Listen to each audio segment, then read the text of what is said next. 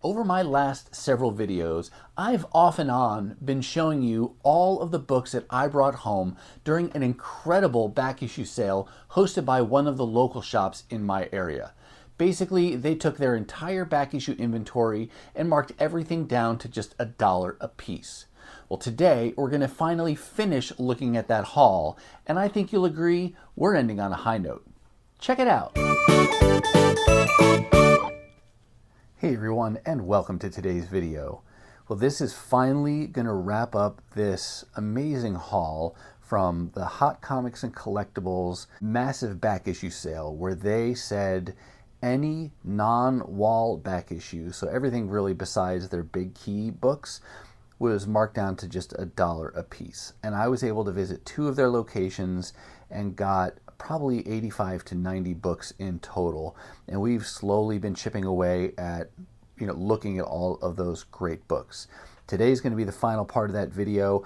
I want to say a special thank you to Hot Comics and Collectibles one more time for having such an amazing sale, and really grateful for that opportunity to be able to dig through those back issues and find a lot of books that are not your typical dollar bin type of inventory. So I was able to make some great progress on a variety of runs, from modern day books back to Bronze Age, and if you were here for the last portion of the haul, you even saw some Silver Age books. So thank you once again to Hot Comics. I'll put a link to their store down below in case you're in the area and you want to check out one of their great locations.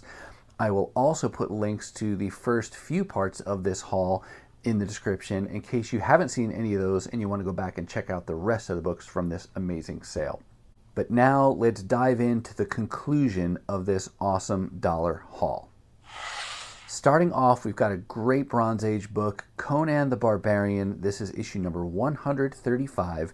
Comes kind of smack in the middle of the John Buscema run, which ran from issue 25 all the way up to issue 190. I know that just because it's a part of the run that I am contemplating collecting at some point. I have so far put together the 2 bookends of that, so I have issue 25 and I have issue 190, and then I have a smattering of things in between, but maybe a handful of books. This one I picked up because it caught my eye, because I saw on the cover here the Walter Simonson signature, and I do love his art from this time period, so I had to have a copy of that.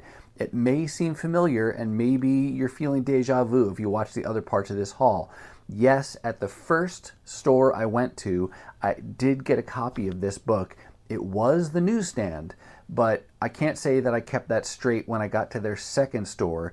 Have you ever done that, where you go to more than one store in a day? Or it even happens at shows. Because you're seeing multiple vendors, you don't necessarily remember from one vendor to the next which books you purchased already, and you haven't had a chance to load them into your CLZ to mark them off your wish list, so you're of course open to the even slight risk of buying a duplicate. And that's what happened in this case. I couldn't remember if I'd picked it up or not, and so I didn't want to risk it and go out to the car and check and those kind of things. So I figured for just $1, I'll go ahead and buy it again if in fact it was a duplicate, and it was. But the first one was a newsstand. This one I picked up at the second store is a direct market copy. I don't know that I'll keep both of these, at least not for long. Sometimes I do that, but really just with my favorite titles like X-Men related things or Transformers. But either way, whether I picked it up once or twice, really fun to pick up this Walter Simonson cover. And interestingly, even though I introduced this book as part of the John Buscema time on Conan, the interior pencils on this are actually done by Mark Silvestri. So just an interesting little fact there, but fun to pick up this cover by on Conan 135.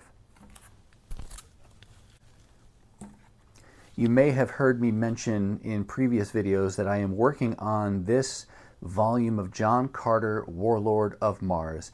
It was inspired purely by me stumbling across a copy of issue number 1 in a dollar bin, a year or 2 ago. I didn't have this on my radar prior to that, but when I found one of the few kind of key books in the run for just $1, that kind of sparked my interest to say, there's only like 28 issues in this volume and 3 or 4 annuals. Maybe I could piece this together in the dollar bins.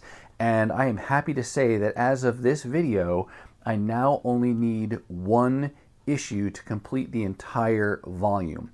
And this sale was a big result of that. I was able to fill most every one of those remaining holes as a result of this sale. Remember too, these were all just $1. So whatever you see on the price tag, that's what they were selling it for in their back issue bins. But just for this sale, it was $1. So instead of $6, I got it for $1. I got a handful of issues from this volume. Here's issue 10. And the first, like, a little more than half of this was written by Marv Wolfman, and you kind of had a number of different artists that worked on the series overall. But there's issue number 10. Also got one of the other keys in this volume. This is issue 11, and it's the origin of Deja Thoris, if that's how you pronounce her name correctly. I don't know that the origin itself is really what makes it a key. Honestly, I think it's the cover. It's a gorgeous cover by Dave Cockrum. He also does the interior pencils on this issue, but really happy to find that one for $1. And you can see they were selling this for $10, and it's not even in super great condition. You got a bit of a crease and a rip up here at the top, kind of miswrapped on the cover there, but otherwise presents really well, and for $1, I am not going to complain about that. Here is issue 20, and at this point, Chris Claremont was writing. He took over somewhere around issue 16 and wrote most of the rest of the issues. Interestingly, I don't think he wrote the final issue, but he was the writer for the kind of that second half of the run there, and he was working with Ernie Colon and some others. Am I correct that Walter Simonson may have done an issue? But like I said, there's a number of different artists that worked on this series in total. Here's issue number 21, which was, oh, that was $5. I think one of these was marked $10 somewhere in there. Oh yeah, that issue 20 was marked at $10. There's issue number 25. And that's it for the main series. So 5 issues in the main series, and like I said, now I'm down to just needing 1 issue to complete that entire volume. But I also was able to find a copy of Annual number 3, and I think that's the final annual that I need. But really happy to make this kind of good progress on a very kind of not a super popular Bronze Age run, but it's been really fun to hunt for, and now hopefully in some time here in 2025, I'll be able to find a copy of number 7 in a dollar bin. So maybe you'll get to see that in a future haul.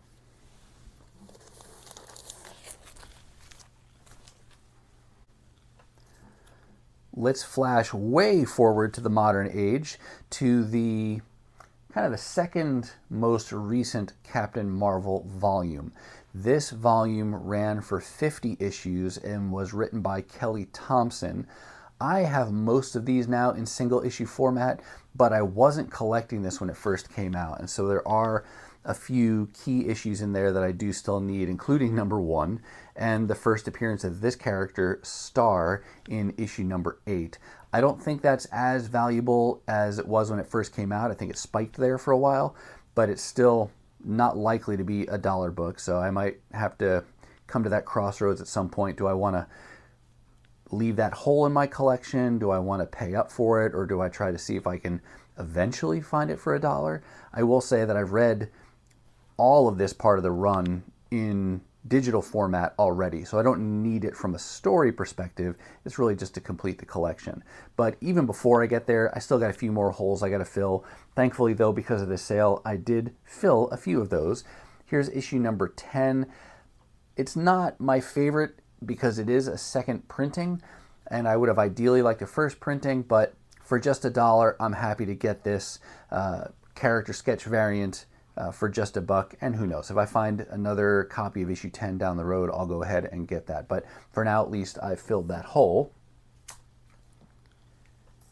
And then here's issue number 12, that is first printing. And then there's issue 16 with a cool Mark Brooks cover. So 3 issues toward completing that volume. Probably have a handful more to go, including a couple keys like I mentioned. So slowly but surely I'll keep hunting, but I will be patient because in time, I'm sure I'll be able to find more of them, just like I found these. So really happy for the progress that I could make. Keeping with that character, Carol Danvers, but we'll go backwards a little bit. This is one issue I picked up from her second volume. Her first volume, of course, was in the Bronze Age, and then she had, in the early 2000s, I think it was, that she got a volume 2 that ran for, I want to say 50 issues. And I am slowly chipping away at that. I don't see them very often in the dollar bins. It's not that there's a ton of keys, I just don't know how popular it was, so there's just not a lot of inventory out there to find. But always happy when I do come across some issues. I found a few at their first location that I went to, showed you that in a previous haul, but the second location that I stopped at for the day, I did just pick up this one issue, number 47. This was the highest numbered issue that I was missing, and I thought it was an awesome cover there with Carol and Spider-Man. So that was definitely the one I chose to get. And then one other book related to this I want to show you. That's this one, Ms. Marvel Storyteller. Now, another instance of deja vu. You've seen me show this book before, and that's because I first showed it in a haul of books that I picked up at a half-price books location. It was kind of a beat-up copy that I found. It was the first time I had ever seen this book, didn't even know it existed, and I paid a whopping $2 for it just because I had never seen it before and I wasn't sure I'd ever see it again. So I was willing to pay the $2 to get a less than pristine copy of that just to fill that hole, and I just thought it was a cool one-shot to add to my collection for Carol Danvers. Well, in one of the earlier videos then of this sale, I showed you some footage from the first store location where I not only found an upgrade copy that I did buy, that's what you're looking at here, but I found multiple other copies of this book in the same box. I think they had 2 or 3 other copies. Well, when I got to the second location and I was looking for Ms. Marvel books, I found this random short box underneath the table at the end of their back issue section, so it wasn't even in alphabetical order. And, well, let me just show you what I found, and then we'll come back.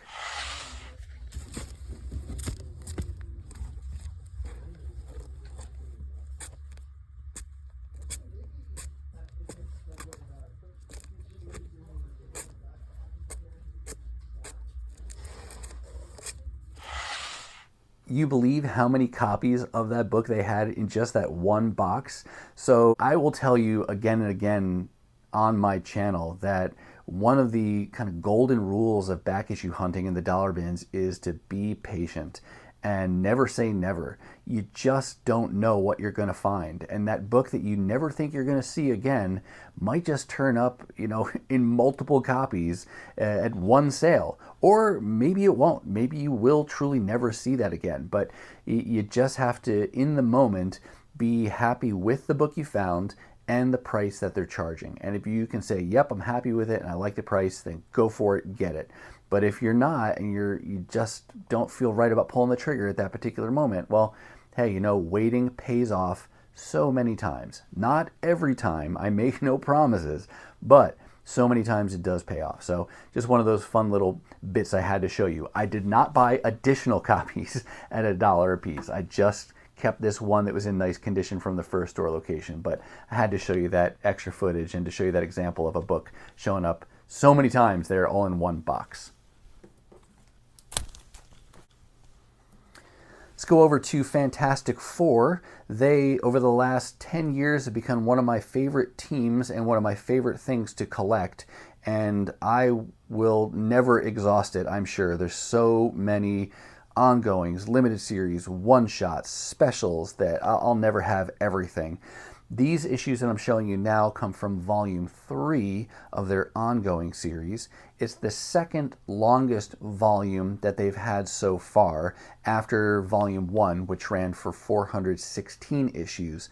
Volume 2 was a short run. That was when Marvel had outsourced the editorial work to Jim Lee and Rob Liefeld over at Image, and that lasted a year, and then afterwards they brought those heroes back and under Marvel, and relaunched their titles with new #1s, and it was called Heroes Return, and then that's where this volume kicks off. Creatively, the first 32 issues, I believe, are written by Chris Claremont and drawn by Salvador Larroca. And I really like Larroca's art style at this time. Yes, it's very 90s, but I love the colors, and it's extreme without being too extreme. I just think it's got a really nice style for the way he draws our heroes and the villains. And so I've been working on piecing together this part of the run specifically, but of course I want to get the entire volume. Like I said though, this is the second largest volume that they've got, so I'm trying to piece it kind of out or chunk it out into some logical groupings. This is part of the early part of that run. Like I said, Salvador Larroca and Chris Claremont for the first 32 issues. The volume continued up until issue 70, at which point they reverted to the legacy numbering, and then you got a milestone issue 500. Then the volume continued on with that legacy numbering till issue 588, and at that point you're into the Jonathan Hickman part of the run, and that's where it gets really confusing if the renumbering wasn't confusing enough. After issue 588, then it stops, and you actually have to shift over to the newly launched title FF, which focused on, yes, the Fantastic Four, but the Future Foundation, and you get stories through there. And then it comes back for issue 600, I want to say, to this same volume, and still with Jonathan Hickman, and then it goes to issue 611 when it finally concludes. This is one I have to kind of continue to refer to my CLZ and my notes on this one to know which issues fall where in the volume. But I think now I have the entire Claremont Larroca portion of this run, so now I'll be kind of moving my wish list up the volume to get the next section of issues. But at this sale, here's issue 30, cool Dr. Doom cover, 31, and then we go forward a little bit, there's issue 36, and I believe it's Carlos Pacheco. He might be both writing and drawing, at least for a part of this time.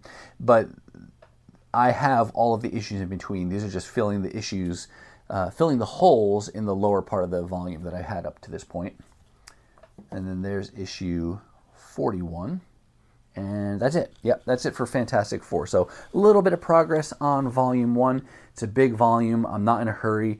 We'll get through it when we get through it, and it might be the kind of thing where even as I come across issues in this volume, if they're random ones, I may leave them behind in favor of other books that I put a higher priority on, just because maybe it gets me closer to completing a run. So it's kind of playing the long game on a lot of these volumes, but that's part of the fun as well. It's just the thrill of the hunt and finding issues for different runs you're working on and making progress and completing things. I just love this hobby.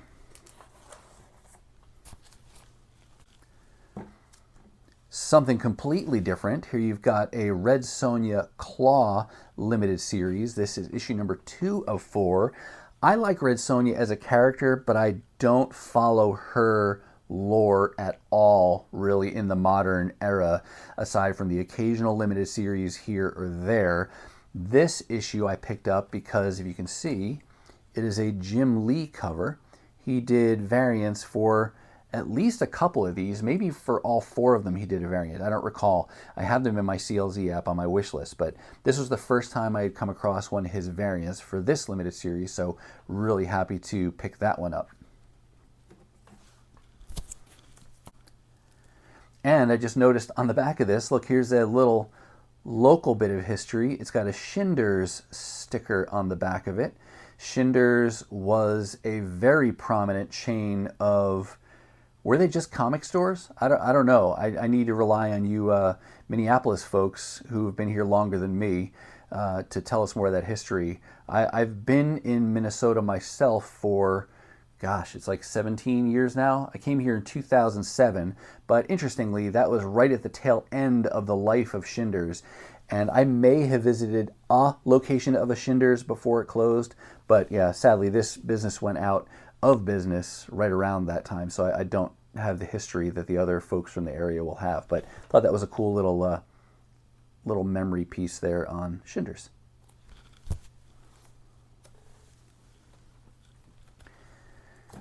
Now we'll go back to the Bronze Age again, and I showed you in a previous video of this haul some progress I made on this title, Battlestar Galactica, and I may have dropped a couple hints about other issues that I found. This is an issue that, similar to that John Carter Warlord of Mars, I have actually found issue number 1 on multiple occasions for just $1 a piece. Sadly, at the time, I didn't have the forethought to hold on to them and think that someday I'd want to complete the entire 23 issue volume, so I let those go. And it was recently I decided, you know, maybe it would be kind of fun to put together Battlestar Galactica.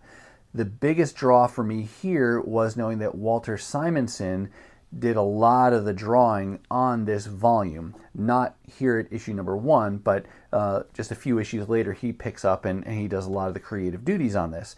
And again, liking Walter Simonson from this era, I was like, you know, that'd be kind of fun to put this together. But you know, it stinks. I don't have a copy of issue number 1.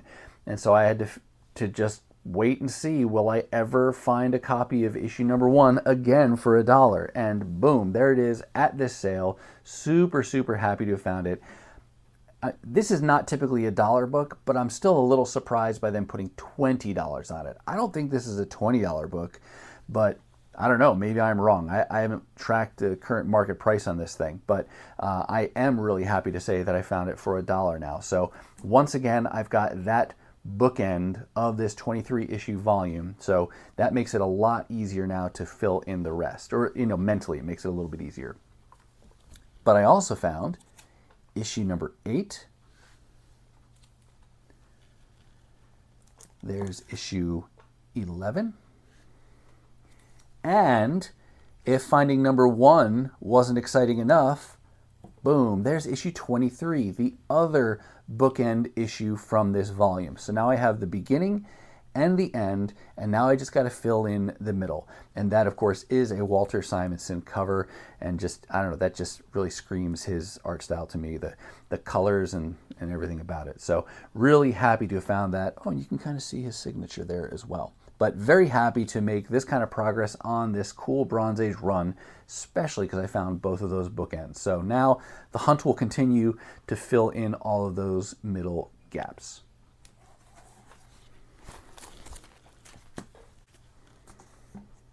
The next few books come from this reprint series called X-Men Universe. I was not familiar with this series at all, and only kind of came across it because I found it was a different title, also reprints, but it was called Avengers Universe. Found a few issues in a $1 bin. They jumped out at me because they had this early kind of CGI art on the covers. You know, back when doing art on computers was still new, and so everybody thought it was cool to generate art on their computers rather than just drawing it because it was the new technology, and it clearly looks its age looking at those covers. But they were still fun pickups nonetheless. I was not actively collecting comics at this time. I'm going to check and see what date it was when this came out. I dropped off comics really in the kind of the mid-90s, partly because there were no more Transformers comics coming out. Marvel had ended those, and we were years before the Dreamwave era of comics for Transformers. And then on the Marvel side, I kind of drifted away from X-Men as it approached the Onslaught event, and then didn't come back to comics until about 2002 when Dreamwave got that license for Transformers. But these reprints came out in 1999. It's got a December 99 date on it. But we've got 3 stories reprinted in here. One from Uncanny X-Men, one from Astonishing X-Men, and then one from Generation X. And these aren't valuable. I just thought it was cool to get a reprint series like this. And so I grabbed it for $1. This is the issue number 1 from this X-Men universe. I can't remember how many issues this went for altogether. It was at least like 15. And maybe I'll have them all someday. I don't know. I have most of these stories in single issue format. I might pick them up if they're at most $1. Preferably, I'd like to find them at like a 50-cent sale, but if I never find them, that's okay. It's just fun to pick up the ones that I found. But at the sale, I kind of exercised some judgment and left several issues behind because I wanted to give priority to other issues and I wanted more. So I was just really selective with a few that I picked up from this reprint series, starting with issue 1. There's number 2 with a Cyclops cover. I believe that's issue 3. Yep, I can see it on the side. These are square bound with Storm. And then I got issue number 5 with Jean Grey. I don't know why I wouldn't have gotten issue 4. It must have been either that they didn't have it, or maybe I was more attracted to these covers, or the characters on these covers. I don't remember who's on issue number 4, but maybe it was a character I don't care as much about, so I left that one behind. But either way, these were the 4 issues I opted to go with. And like I said, I just got them because they're kind of fun reprints from the late 90s, early 2000s, reprinting some of these X-Men stories. So, and you just never see these, so I don't know how many of these there are floating around out there, but just fun little additions to have. I like those kind of less popular things in my collection, just fun to have. And then one last book, last and certainly not least, this is Star Trek from the very first volume from the 60s and 70s. It's in really terrible shape, but it was just $1, and I picked it up just because of that. My wife and I are both fans of a variety of different iterations of Star Trek and love the 90s, the 80s and 90s shows like Next Generation and Voyager and Deep Space Nine, and I feel like we're kind of continuously rewatching through those episodes, like some of the newer stuff too, with Strange New Worlds, for example, and Picard. And I'll admit, I didn't really follow the Star Trek, the original series TV show. It was before my time. I did get into Star Trek though with their movies, so I got to know, Kirk and Spock and Scotty and McCoy and all those characters through the movies, and loved things like Wrath of Khan and the other movies like that. The comic book series really is something I'm picking up for my wife. She loves the font of the kind of this Silver Agey, Bronze Agey title there, as well as the art on the covers. And yeah, I'm only going to ever find probably reader copies at best of these issues in the dollar bins, but that's okay. They're just fun little pickups. And the volume overall ran for 61 issues. This is, I want to say, issue 46. It's a confusing time for knowing issue numbers because they didn't put it on the cover. You have to look inside to know what issue number that is. But just one more hole to plug on working on that volume, and who knows, we'll see how close we get. I doubt I'll ever find a number 1 in a dollar bin, but maybe a lot of the others I'll be able to chip away at, even if they're in just reader kind of copy versions like this. But fun little addition nonetheless for just $1. All right, that's going to do it for me, and that's going to wrap up this incredible haul from Hot Comics and Collectibles. Remember, I've got links to both the store as well as the other parts of this haul down below. I do hope you saw something that you liked, and if you did, don't forget to give the video a thumbs up. And if you want to see more content like this, dollar hauls, 50-cent hauls, or really anytime I find good books for great prices, then hit that subscribe and ring the bell for notifications so you'll know the next time I upload a video. Now, if you're not quite ready for the YouTube fun to stop, I have hand-selected a couple videos here for you to check out. As always, thank you so much for watching, and I'll see you next time.